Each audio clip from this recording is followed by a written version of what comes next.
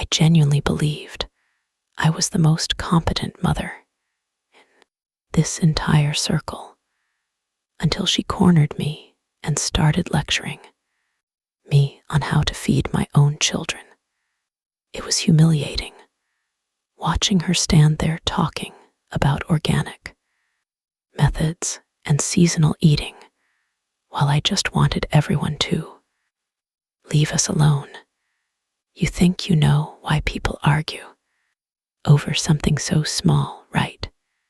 That it's always about the superficial stuff, the food, the money, the logistics. But the truth is far deeper than any frozen vegetable bag I own. There's a history here, years of poison and misplaced spite. That has nothing to do with my smoothie ingredients or your prize-winning zucchini harvest. So, if this was truly just about feeding tips, why did it feel like everything we ever lost boiled down to one single petty mistake? It was always in this kitchen, smelling of microwaved, steamed broccoli and stale desperation. The kids were at the table, oblivious, making a mess of their oatmeal, and we were standing there, me, you, her, in the golden, fake afternoon light. Everyone wanted normalcy, I think. My ex wanted his family unit back. You wanted stability, and she just wanted validation. We all desperately wanted this moment to simply pass us by, forgotten, in a wave of mundane parenting. But then I saw it, the small, perfectly polished silver locket around her neck. It was a piece I knew somehow belonged to him. She had no right wearing that. And when she looked at me, those eyes weren't asking for help with the blender. They were warning me about something else entirely. We had settled into a kind of rhythm, really just navigating the usual chaos of school pickups and dinner time demands. I was always careful, trying to keep things polite when we were all gathered. For the kids, my job was just doing what anyone would do, trying to feed two growing people and manage bills. The neighborhood felt stable, predictable, and frankly, comfortable. Everyone was kind enough to pretend that our complicated history didn't exist every time we crossed paths. I trusted them because they had shown me kindness when I needed it most. But last week, during that disastrous smoothie incident, something shifted. Her comment about my lack of fresh produce, coupled with the fact she spent 3 minutes lecturing me on nutrient density. It wasn't just a suggestion. It was a judgment. And for the first time in years, I felt like maybe I had been naive about how much control they actually had over my life. It quickly spiraled past just talking about smoothies or frozen vegetables. Suddenly, it felt like a critique of my entire life, an attempt to undermine me in front of our kids. But as I stood there, trying to defend every single grocery purchase, I started asking myself questions that had nothing to do with food. Why was she so invested in these trivial details? Was her concern? She spent a solid 10 minutes detailing exactly how I was failing at feeding my kids, offering tips about my frozen vegetables, and suggesting I use real ingredients because mine were clearly devoid of nutrients. It was so condescending, standing there in our shared kitchen, like a self-appointed nutritionist. I kept my replies short, focusing only on logistics for the next playdate. But she just wouldn't drop it. She even pulled out her phone and showed me pictures of her heirloom tomatoes and basil leaves, looking incredibly smug. I thought that was bad enough, having to endure her pity party over our dietary choices. But that was not the worst part. When we finally parted ways at the park, she cornered me near the gate and whispered something about my life choices that made my stomach drop straight out of my body. It was about a smoothie. She started with the usual saccharine concern, talking about how I never use enough fresh ingredients, how I'm depriving them of nutrients because everything is frozen. Like she knows what feeding 3 children involves, or what a schedule looks like when you're running on fumes. I just stared at her, and suddenly I couldn't breathe.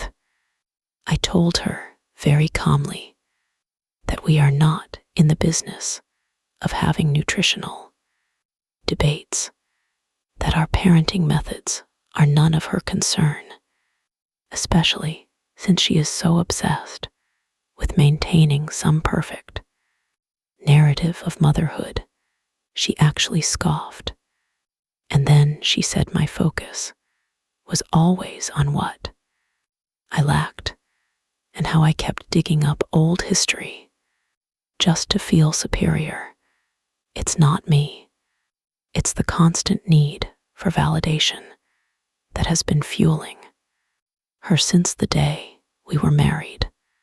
You should be more worried about why you can't leave the past alone. It's so easy for her to talk about fresh garden, tomatoes, and perfect meals when she never has to worry about the budget. The whole thing feels incredibly petty. I know, but it is never just about frozen fruit or vegetables. This constant tension, the way I always have to deflect her comments, isn't actually about who cooks better. It's because I keep remembering that something else happened years ago, involving more than just our marriage. Because what they don't talk about when they paint their perfect picture is that the car keys were never where she swore they were. They were hidden in the potting soil, and only my father knew about it. It started innocently enough at pickup, a comment about my kids' diet that quickly spiraled into a performance of moral superiority. Suddenly, it wasn't just about frozen vegetables. It was about who was asterisk better at motherhood, who deserved to be in this community, and whose family life was actually stable. Everyone seemed to have an opinion, which is exhausting. My friends started subtly whispering when I walked by the park entrance, their looks saying everything that their mouths wouldn't. Coworkers even started making pointed comments about me needing support. It felt like every person I knew had picked side, pulling strings and deciding who deserved to be left out. When you feel that much pressure from everyone around you, it's impossible to know if anyone actually believes in you. So I have to ask you, who do you believe in? Because after all the talk, the gossip, and the subtle jabs, everyone took her side. I remember watching her stand there, radiating that sickening blend of pity and superiority, talking about ratios and nutrients and what proper nutrition looked like for my children. It was just food, supposed to be, but suddenly, every glance, every perfectly phrased suggestion she made felt like another stab at the years of deceit I'd endured. How could she lecture me on wasting nothing when she was the architect of such beautiful, perfect lies? She spoke of fresh ingredients and whole lives, built on careful planning. And in that moment, standing there with the frozen bag of berries, I realized it wasn't about my smoothie or my budget at all. It was a reminder, a constant, sharp jab, proving she still felt entitled to critique my existence, just like she always had. My chest tightened, the air going thin, and all the words caught in my throat. I couldn't breathe. I couldn't speak. My hands were shaking so badly, I couldn't even open the bag of frozen blueberries. She stood there, radiating this smug confidence about her garden fresh herbs and how much better they were for us. Every word she said felt like a calculated jab at my choices, at my life. Was I being dramatic? Did I really care if she thought my parenting was flawed? The fear of the fallout, of the judgment from everyone, was suffocating me. Just walk away. Just ignore her and protect what little peace I had left. But then she leaned in, her voice dropping to this sickeningly sweet register, and told me I needed help. I froze, caught between utter resentment and a desperate flicker of hope that maybe, just maybe, things could actually be different with them. It's never just about the vegetables, is it? It's always a performance, isn't it? An endless cycle of messages we write just to prove who is right or who was wronged first. We argue over what I say, and then she corrects me on my grammar, like that's the real crime. They keep rewriting history, twisting every single thing until nothing remains but a carefully curated narrative where they are always the victim. It's exhausting living in the shadow of someone else's perfect, rewritten past. Sometimes I just want silence. I want to delete the entire thread and pretend none of this ever happened. But then the accusation comes, subtle as a poison apple, reminding me of things I thought had finally died down. Honestly, if you were in my position, knowing all that happened before, would you prioritize your peace or stick up for your reputation?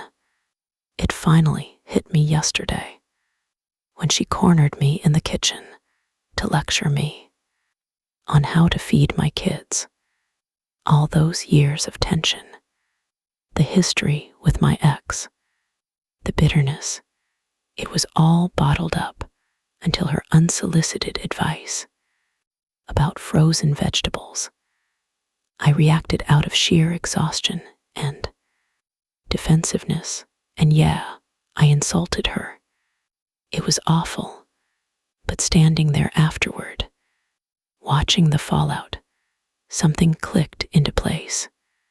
The truth is, I spent so long fighting battles that weren't even mine to fight. Battles over dinners, over who deserves peace, over whose side she thinks she belongs on.